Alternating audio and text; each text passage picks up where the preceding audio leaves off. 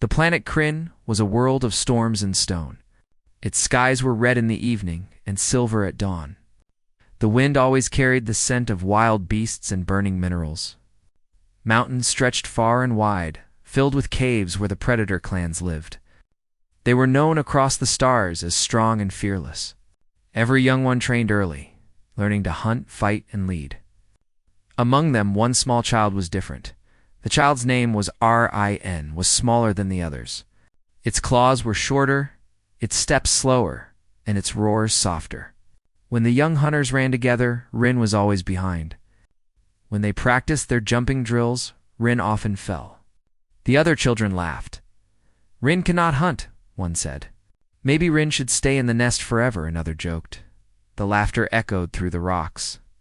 Rin stayed silent, trying to hide its tears. On Kryn, showing sadness was a sign of weakness. And weakness was the one thing the predator clans could not accept. The elders watched the young ones train.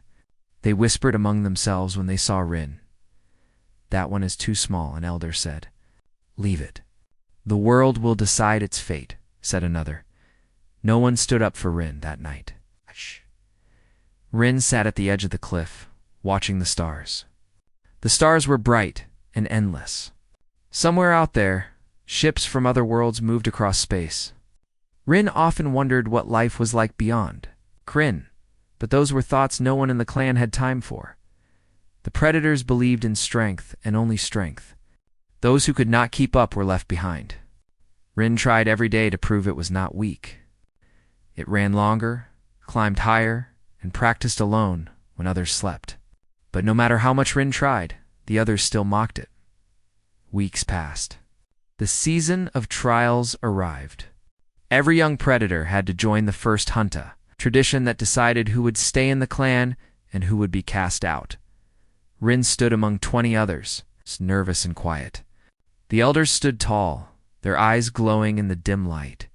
"Today," the chief elder said, "you prove if you deserve to live among us. Bring back prey. Show your power. Those who fail will be forgotten." Rin's heart raced. The young hunters rushed into the wildlands filled with sharp stones and deep ravines. The sounds of heavy feet faded as the others disappeared. Rin moved slower, scanning the ground for any sign of a trail. It was quiet. Too quiet or I, and stepped carefully through the shadows, feeling the heat of the sun on its back. It found small tracks leading toward a rocky cave.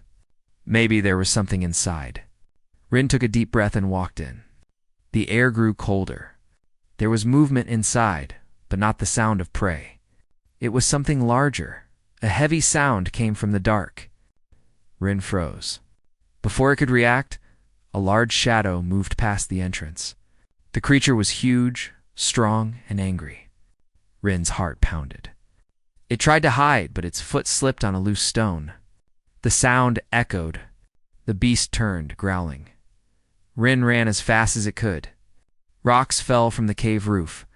Dust filled the air. The creature chased for a short while, but Rin's small size helped it slip through a narrow gap and escape. It came out gasping, covered in dust and fear. When Rin returned to the camp at sunset, the others were already back. They had hunted small animals and laid them before the elders. Rin came with empty hands. The laughter started again. "See," one said, "I told you it would fail. Too weak even for a rabbit," another added. The elders said nothing. The chief elder looked at Rin for a moment and turned away. That silence hurt more than any word. Later that night, Rin sat near the campfire, far from the others.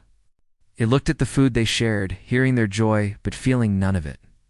A gentle light came from the sky above the light of an incoming ship. The predators didn't care.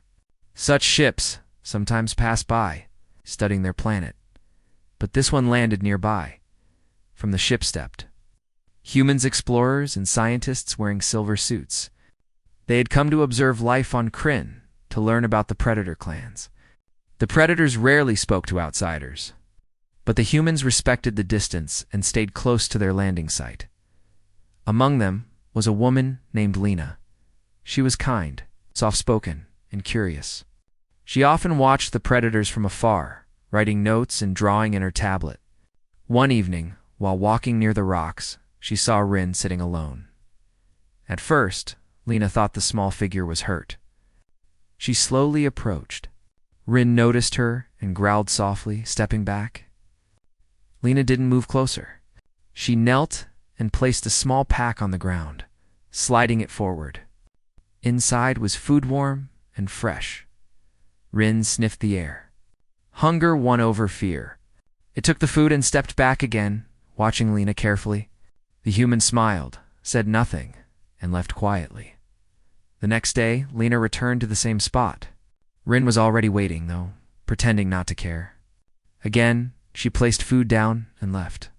This became a silent routine. The others never noticed. Over time, Rin began to trust her. Lena would speak softly while Rin listened. She taught small lessons: how to use the wind to hide scent, how to read ground marks, how to think before chasing. Rin didn't understand everything at first, but it listened carefully. Humans were strange, but their ways worked. Weeks passed again. Rin started to change. Its body grew stronger with the proper food and rest. It began to plan its movements better, using strategy instead of rushing. When the young hunters trained, Rin no longer fell behind as often. The others noticed but didn't know why. One day, the clan faced another test. The young ones had to cross a narrow bridge of stones over a deep ravine. The wind was strong. Many were afraid. Rin took a moment to study the wind, remembered Lena's lessons about balance and timing, and crossed carefully when the gusts slowed. It made it across safely while others still struggled. The elders murmured among themselves. "The small one learns quickly," one said. "Maybe it got lucky," another replied. Rin didn't care what they thought. For the first time, it felt proud. That night, Rin returned to the place where it met Lena. She was waiting, smiling when she saw it. Rin had a small piece of fruit in its hands and offered it to her. Lena laughed softly, surprised by the gesture. It was the first time Rin shared something. In the following days, Rin began to practice new ways to hunt. It used patience instead of speed.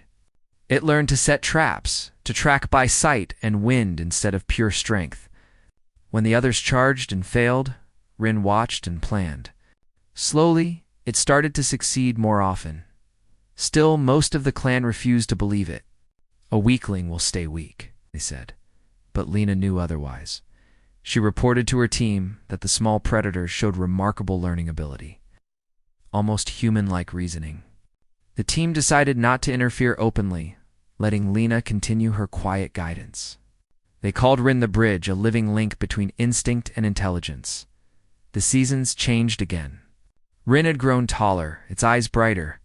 It was not the largest, but it moved with new confidence. The other young hunters noticed something different in the way Rin stood. No doubt, yet Rin still remembered every word they once said. Weak, useless, forgotten. Those words became its reason to keep moving. One morning, while training near the cliffs, Rin saw something bright falling from the sky, a small shuttle crashing into the far desert.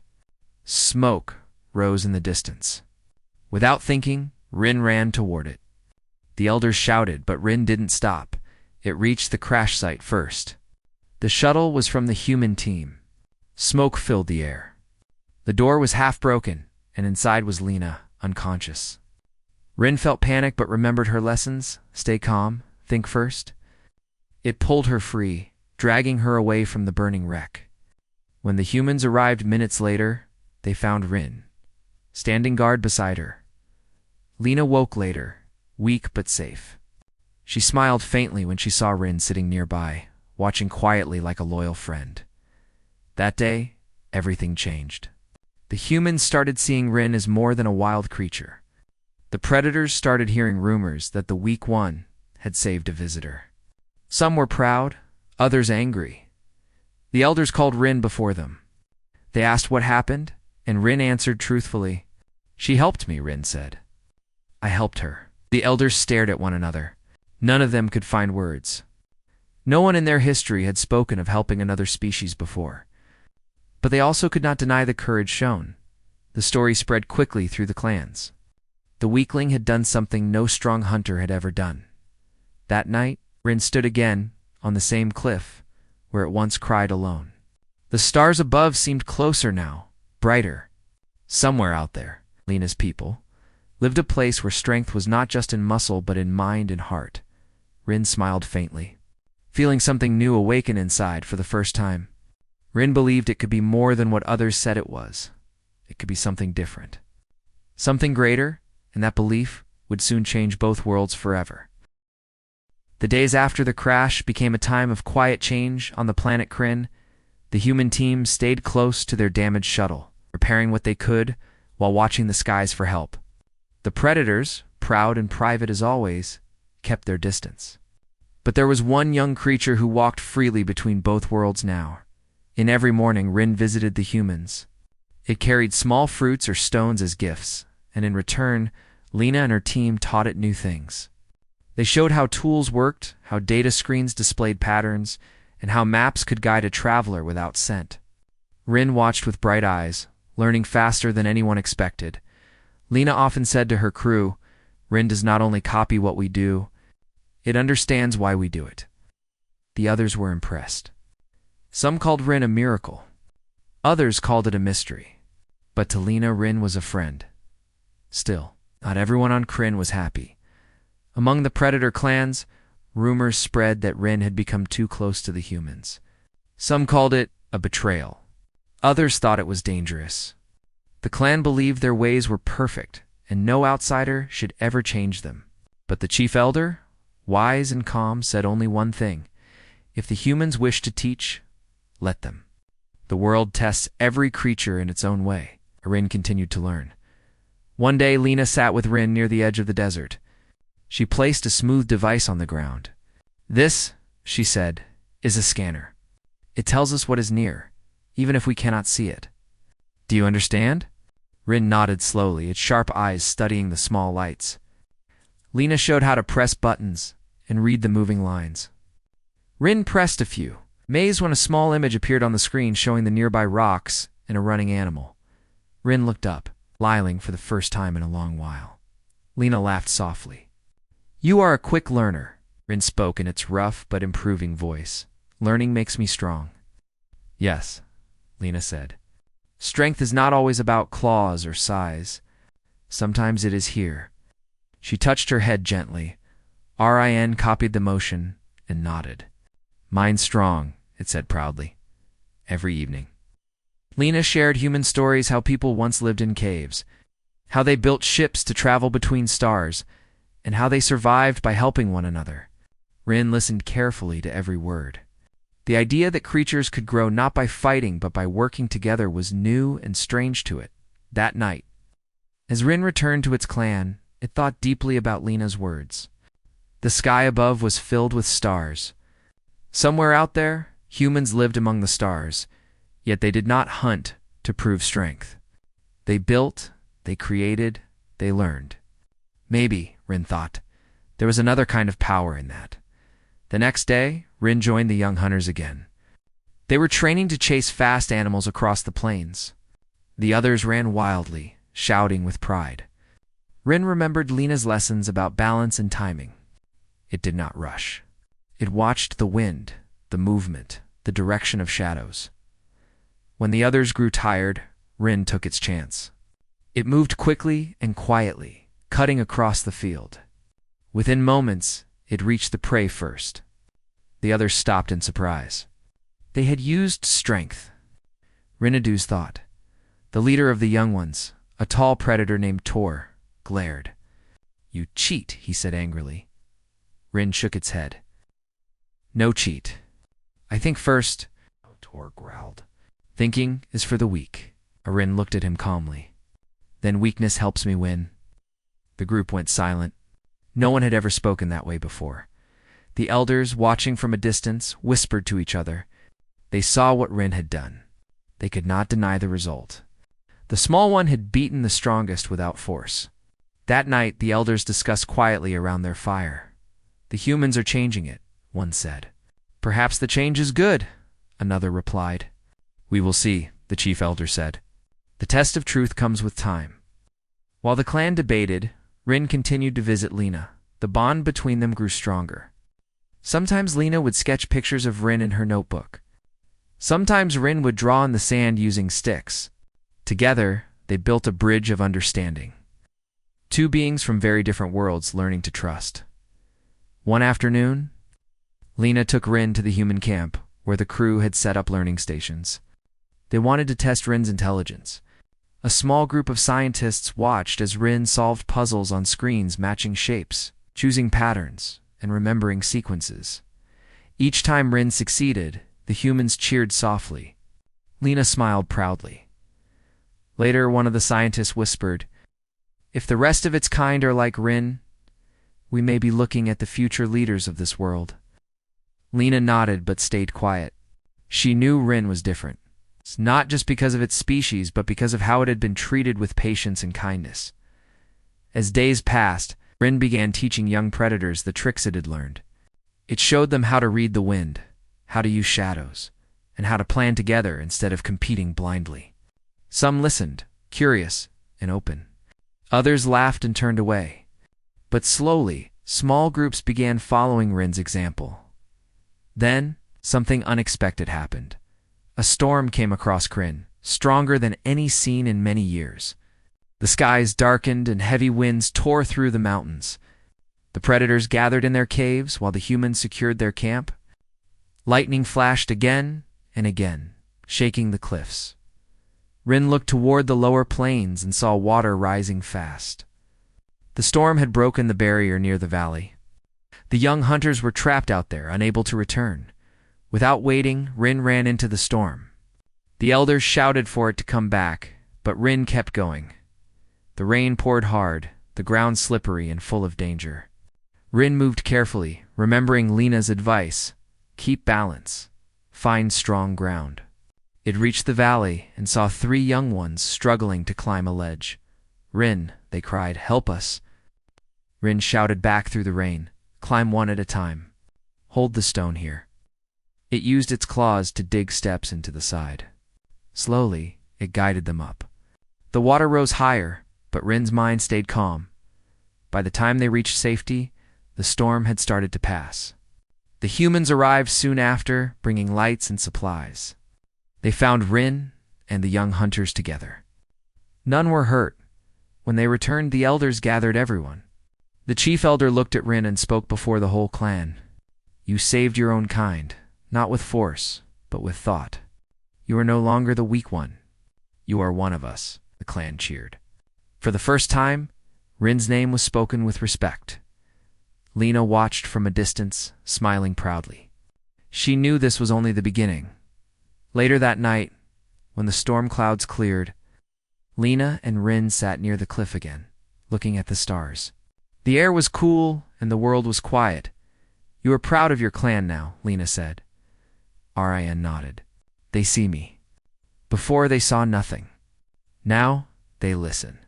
"You changed them," Lena said softly. Arin shook its head. "You changed me." "I only shared what I learned," Lena smiled. "Then maybe we both changed each other." Rin tilted its head, thinking about that. "Humans help. Humans teach. I will teach too." From that day, Rin became a bridge between 2 worlds. It moved freely between the predator clans and the human camp, sharing lessons and ideas. The young ones started using simple tools, something no predator had done before. They learned that working together brought greater success than fighting alone. The humans called this the Harmony Project. Studying how culture could grow through understanding, the predators called it the New Hunt, where knowledge was the prize instead of prey. Seasons passed. Rin grew older and wiser. The young ones followed it with respect. Even Tor, once its rival, listened to its words. But change often brings new challenges. One evening, a large human ship arrived in orbit to pick up Lena's team. Their mission was over. They had to return home. Rin watched as the ship landed, its engines glowing bright against the night sky. Lena told Rin quietly, "We must go back to our world, but we will return." Rin looked at her with calm eyes. "You promise?" "I promise," she said. "You are part of our story now." When the ship lifted off, Rin stood alone on the rocks, watching it rise higher and higher until it disappeared into the stars. The wind was soft that night, carrying the faint sound of engines far into the distance. Rin turned back toward the mountains. It was no longer a small, lost child. It was a leader now, teacher among hunters, a friend of humans, and a sign of a new future. The elders spoke of Rin's courage and wisdom. The young ones dreamed of learning as Rin had learned, somewhere in the deep night sky. On a ship filled with humans, Lena looked out of the window and whispered, "Goodbye, my brave friend." And on Kryn, under the same stars, Rin whispered the same words. It knew their worlds would meet again. Seasons changed again on the planet Kryn. The red sky turned golden at dawn. The sound of strong winds filled the valleys. Life slowly returned to peace after the great storm. The humans had left, but their lessons stayed alive through one young creature in, the child once called weak. Rin had grown taller and wiser. It moved with calm grace, its eyes always sharp and thoughtful. The young hunters followed it now, asking for guidance and training. The elders too began to respect its ideas. But deep inside, Rin missed its human friend, Lena. Every night, Rin looked up at the stars, wondering which one was her world. Sometimes it felt like she was still watching, smiling from the sky. One morning, the chief elder called for a meeting. All clans gathered in the open ground near the great stone arch. The air was tense. The elder raised his voice, his tone serious. "The winds bring strange news. The wild creatures from the northern lands have crossed the boundary. They hunt close to our nests. We must protect our young and our land." The predators murmured among themselves. The creatures from the north were known to be fast and strong. The young ones looked worried and stepped forward. "Let me see what has changed in the north," it said. The elders looked at one another. Some doubted, but the chief elder nodded. "You may go take 2 with you. Watch carefully and return." Rin chose 2 young hunters, Taro and Mira. They were brave, but still learning. Together, they walked toward the northern lands. The journey was long, through hills and open plains filled with tall grass. The air grew colder as they went. Rin remembered Lena's lessons about observing carefully. It noticed footprints on the ground, marks on trees, and strange nests built from shiny stones. It told Taro and Mira to stay quiet and alert. After many hours, they reached a ridge. Below it, they saw the creatures tall, gray, and covered in hard skin-like armor. They moved in groups, searching for food. Their cries echoed across the valley. Mira whispered, "There are so many." Rin nodded. "They are not here by mistake. Something forced them to move." They watched for a while and noticed that the creatures were not hunting the predators. They were searching for shelter from the cold winds blowing from even farther north. Rin understood that the real danger was not them, but the weather changing across the land. As they returned home, a strange light appeared in the sky, a soft blue glow, moving slowly. It was not lightning. Rin stopped, remembering the light of human ships. It watched carefully until the light vanished beyond the mountains. When they reached the clan grounds, Rin told the elders what it had seen. "The creatures do not come to fight," Rin explained. "They flee from the cold. The land beyond them changes." The elders listened. Some were surprised, others doubtful. The chief elder asked, "And what of the blue light you saw?" Rin answered, "I think it came from the stars. Maybe humans return." That night, Rin could not sleep. It felt both hope and worry. If humans had returned, why had they not contacted the clans? And if not them, who could it be? The next day, the young hunters began training again. Rin guided them with patience. It showed how to read signs, how to move with purpose, and how to think before acting. Many were improving fast, but not all believed in Rin's ways. Tor, once a rival, now a grown and proud hunter, still struggled to accept that thought could be stronger than muscle. He spoke loudly before others. "We were born to hunt, not to think like humans. The stars teach nothing. Only strength keeps us alive." Rin looked at him calmly. "Then show your strength wisely. Strength without wisdom breaks easily." Tor frowned but said nothing. The others stayed silent too. Days later, a messenger from another clan arrived. He carried a message from the north. Their lands were in trouble. The cold winds had become storms. Their food was running out. They asked for help. The elders gathered again. Some said they should protect their own first. Others said it was their duty to help their kin. The debate grew long and heavy. Finally, the chief elder looked at Rin. "You have learned from the humans. You see things others do not. Tell us what must be done." Rin bowed its head respectfully. "We must help them. If we let them fall, the cold will spread here too. But we must plan carefully. The journey is long. We need to move together, not in haste." The elders agreed. Rin was put in charge of preparing the young hunters for the journey. For many days, Rin worked hard, divided the group into teams, teaching each a task tracking, carrying supplies, guarding the path. It used maps made from stones and sticks to show directions. When the journey began, the clans marched together following Rin's guidance. The cold winds blew hard, but their spirits stayed strong. On the third day, they reached the valley of the northern clan. It was worse than they expected. The ground was frozen, and the sky was gray. Many shelters were broken by storms. The creatures Rin had seen earlier now stayed near the edge, frightened and weak. Rin stepped forward. "We will help them. Build walls to block the wind, share food, stay together." The predators worked through the day and night, building and sharing. Slowly, the valley began to feel safe again. The northern clan was grateful. They looked at Rin with respect, calling it a wise leader, but Rin's eyes often turned to the sky. It could not forget the blue light. One night, while others slept, Rin climbed the highest rock and looked up. The stars were clear, and there it was, again the soft blue glow, closer this time. It moved gently, almost like a signal. Rin raised its hand toward it, as if reaching for an old friend. A calm voice echoed in its memory, Lena's voice telling it to believe, to stay strong, to keep learning. The next morning, the clan prepared to return home. The northern predators had promised peace and friendship. The journey back was calm, but near the halfway point, they found something strange. A small metal object lay on the ground, half buried in dust. It was smooth and shiny. Rin picked it up carefully.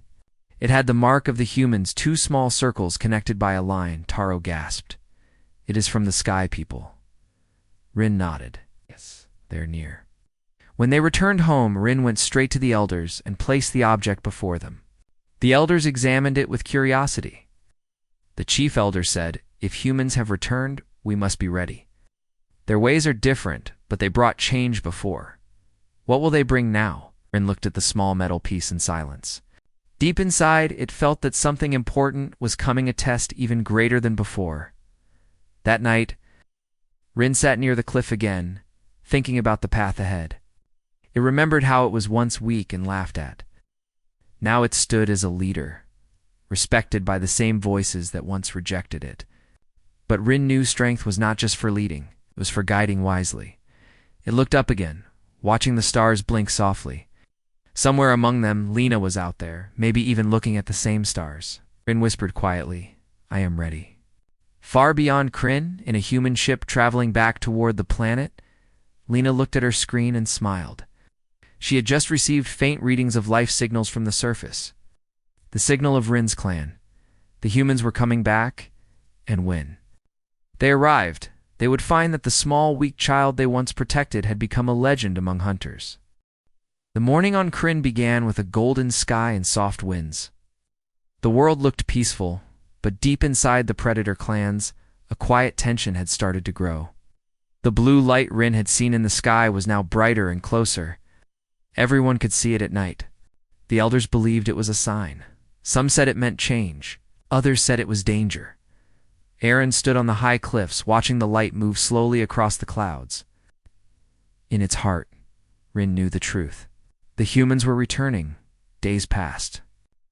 The clans prepared for their yearly gathering, a tradition older than memory.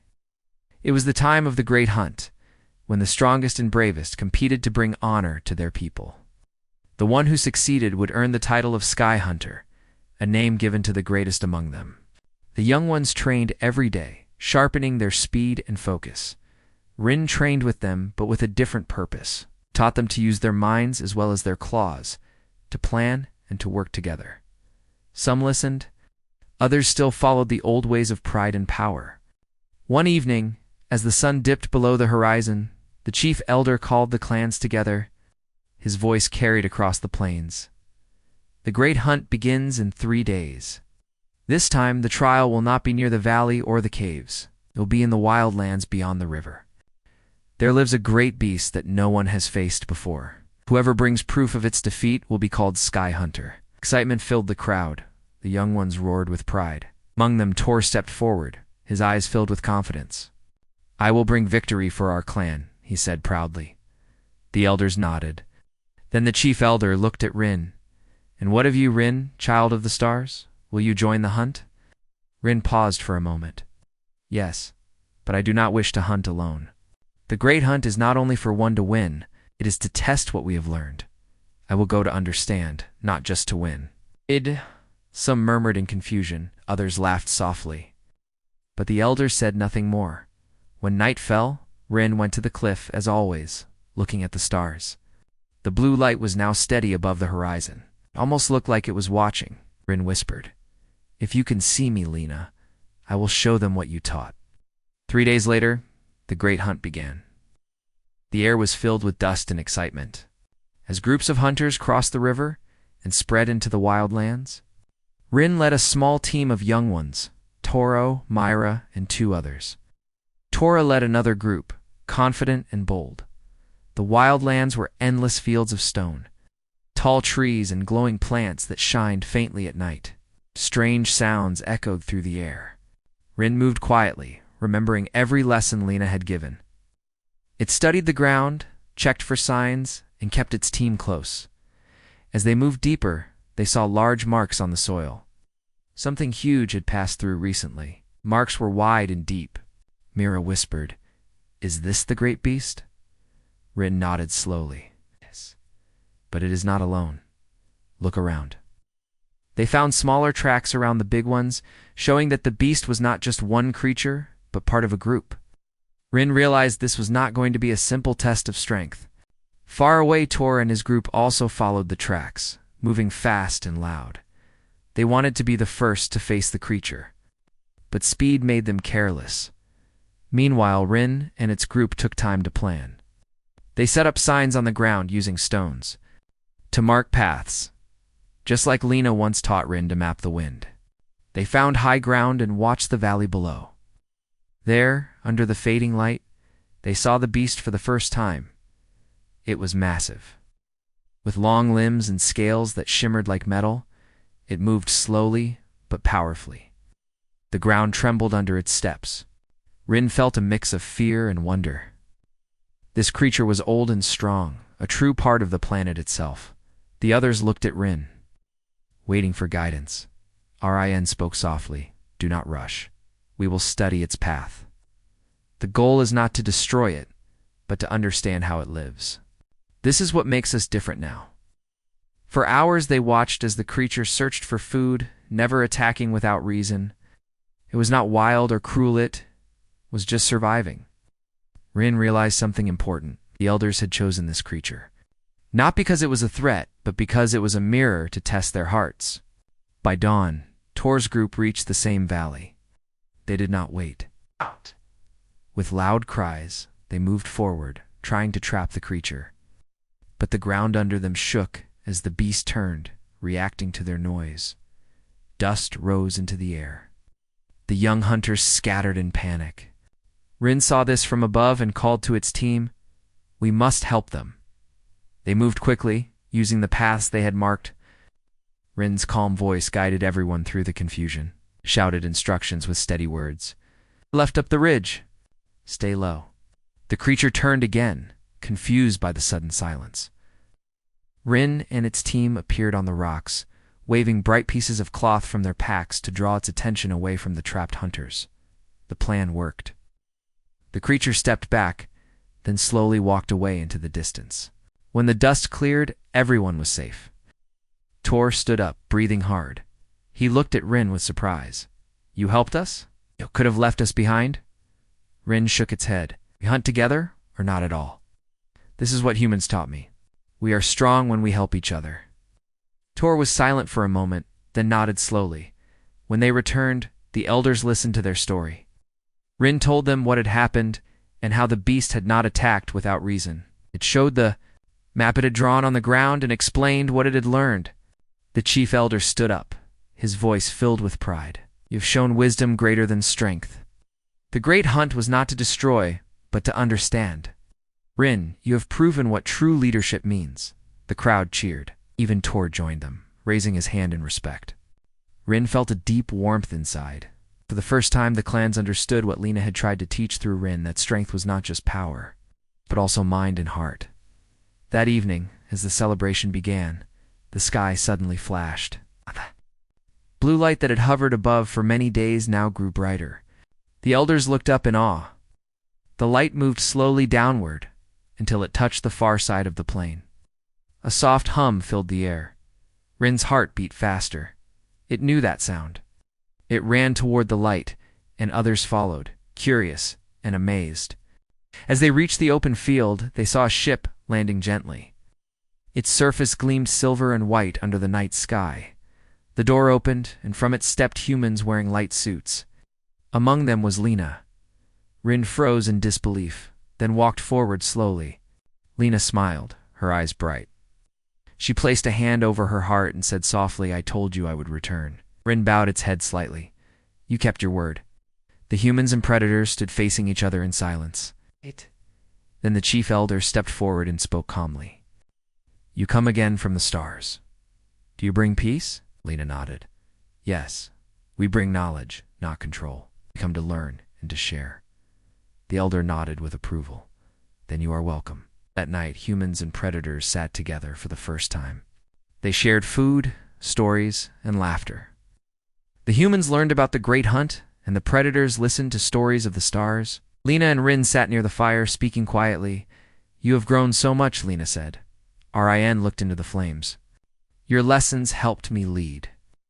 I used your ways to teach my people. Now they see that strength and wisdom can walk together. Lena smiled warmly. You have done more than I could ever teach. You showed them the meaning of both courage and kindness. Rin turned its gaze to the sky, where the stars shone bright. Now, we are no longer just hunters. We are learners too. Ow! The humans promised to stay for a time and help the clans prepare for the changes coming to Krynn. Together they planned to build a center of learning where knowledge could grow between their species. For the first time in Krynn's history, the predators and humans worked side by side, their voices mixing in harmony. As dawn broke the next day, Krynn stood on the cliff once more, watching the light spread across the sky. The world had changed. The weak child who once sat alone had become the bridge between two worlds. Rin whispered softly, This is only the beginning. The wind carried the words across the mountains, across the plains, and into the bright new day. The sun rose over Krynn, painting the sky with soft gold and pink. The air was cool and calm, but something new was in it, hope. For the first time in the history of the predator clans, humans and their kind worked together. The sound of laughter and tools mixed in the valley as both species built what Lena called the center of learning. It was a wide, shining structure made of metal and stone. Humans brought technology, and the predators brought strength and skill. Rin guided both sides, walking between them, making sure every wall, every tool, and every idea carried the same message: unity. Rin's heart filled with pride each day. When it looked at the humans, it saw friends who had once saved it. When it looked at the predators, it saw family who had learned to open their minds. The world that once rejected Rin now followed its voice. Still, deep inside, Rin felt a quiet worry. The blue light in the sky had grown dim, and the weather began to change. Winds were colder, the ground trembled sometimes, and the stars at night seemed less bright. Lena noticed it too one evening. Rin and Lena stood outside the center, watching the horizon. The planet is shifting, Lena said softly. Our sensors say the core is unstable. It may be the result of years of storms and ground pressure, but it is growing worse.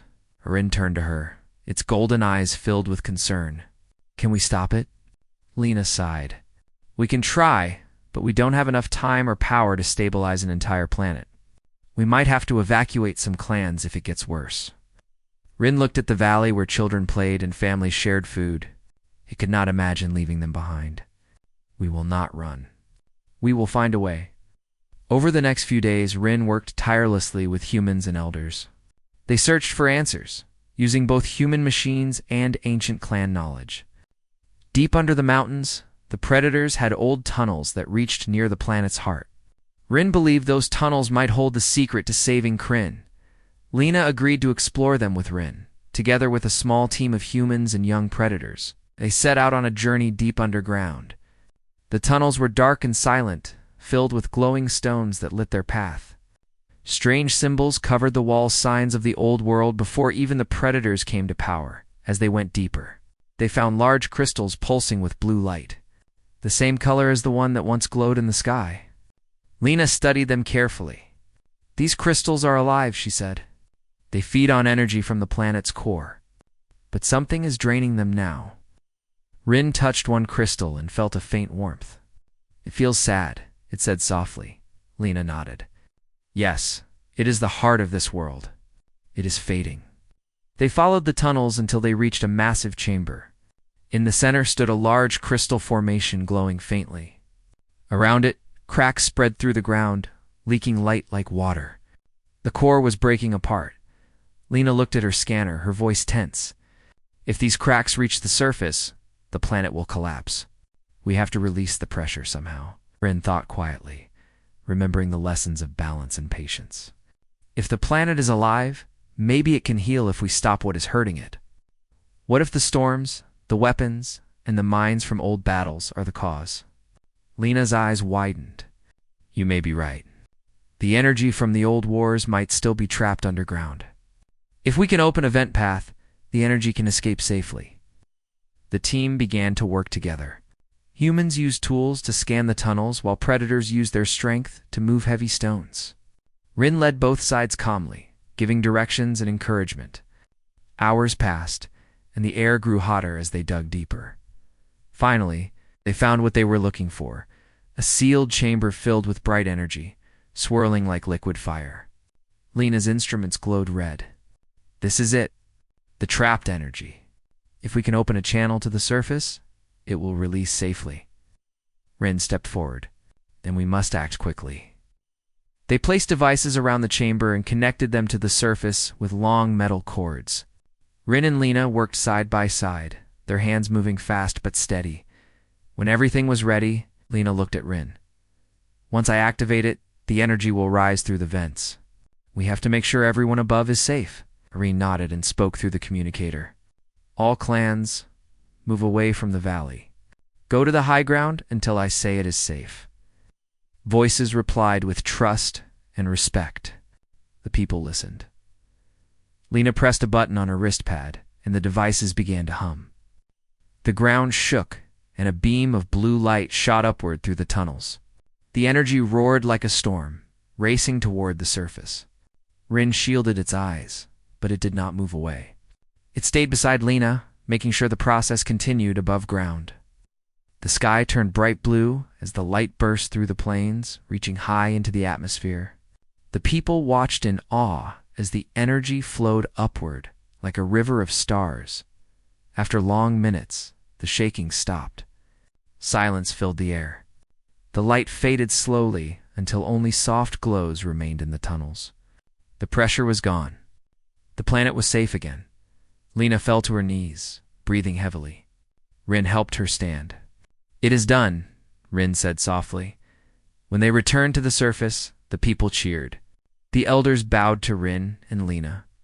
The chief elder spoke loudly so all could hear. Today, our world lives because of unity. The child we once called weak has saved us all. Rin felt warmth in its chest. It looked at Lena, who smiled proudly. You have done what few can do, she said. You changed not only your people, but the heart of a world. Days passed, and peace returned to Kryn. The air was cleaner, the sky brighter, and the stars clearer. The center of learning became a place where humans and predators shared everything they knew. Young ones studied side by side, learning science, stories, and the meaning of friendship. RIN became a guide for both species. It taught the children how to track the stars, how to listen to the wind, and how to understand life without fear. It became known as the Bridge Between Stars, a name that carried across planets and ships. Sometimes at night, Rin would sit by the cliff where it once watched the skies as a youngling. Lena often joined, carrying a cup of warm drink. "You know," she said one evening, "your name is now spoken in human worlds too. They tell stories about you." Rin smiled gently. Stories are not for one name. They are for all who walk the same path. If humans and predators remember each other with kindness, that is the real story. Lena nodded, her eyes reflecting the stars. "You sound like a teacher now." Rin looked at her. "Maybe because I had the best one." They both laughed softly. The wind carried their laughter across the plains. Years passed, and Kryn became known as the planet of peace. Travelers from other worlds came to see how humans and predators lived together. They studied Rin's teachings and built new centers of learning on other planets. One day, an elder approached Rin with a request. "We want to honor you," he said. "We wish to carve your story in stone, so no one forgets what you have done." Rin thought for a moment, then replied, "If you carve my story, carve it with the names of everyone who helped. For I am not one. I am many voices together." The elder smiled. "Then that is how it will be." Soon. A great monument stood in the valley. It was simple but beautiful, a tall pillar of shining stone with carvings of humans and predators standing side by side, their hands raised toward the stars. At the top, the symbol of a bridge connected to worlds. When the monument was finished, everyone gathered around it. Lena gave a short speech. "This monument is not for one life, for the lesson we all learn that peace is the greatest strength.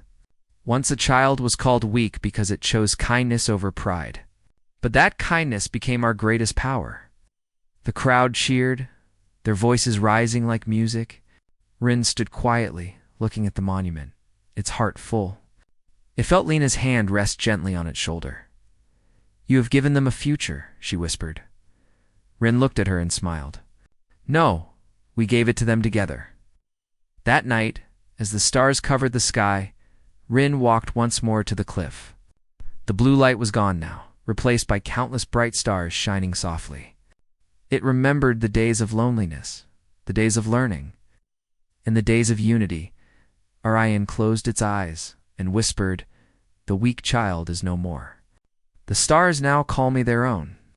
The wind blew gently, and the stars seemed to shine brighter in answer. And so, on a small world called Kryn, where humans and predators once stood apart, a new era began, one of friendship, courage, and endless discovery. The story of Rin spread across galaxies, reminding all that strength without kindness is hollow, and kindness with courage can change worlds.